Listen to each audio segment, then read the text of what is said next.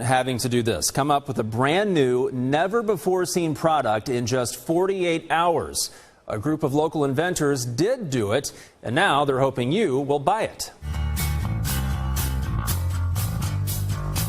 It looks like any infomercial, a pitch for a product that could make eating at a party a little easier. Have you ever had a party at your house where your guests are dropping their forks on the floor, making a mess and staining your carpets?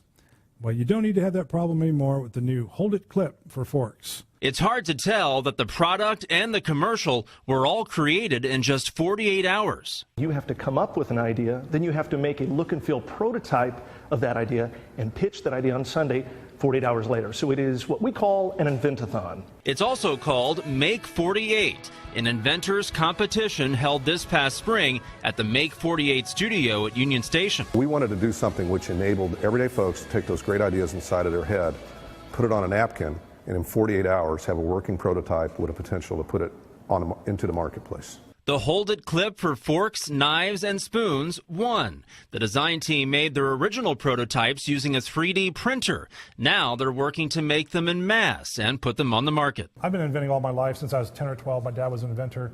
Gary invents full-time. Todd, always building. We're all makers, so this is in our blood. The team won $4,000 for their winning invention. Now they're hoping they'll get a few more dollars when the public starts buying it. Thanks for watching. This is Eric with HoldIt.com. And that clip should be on the market sometime soon. Make 48 is actually holding their next inventors competition this October. Just look for the story on KSHB.com to learn how to sign up.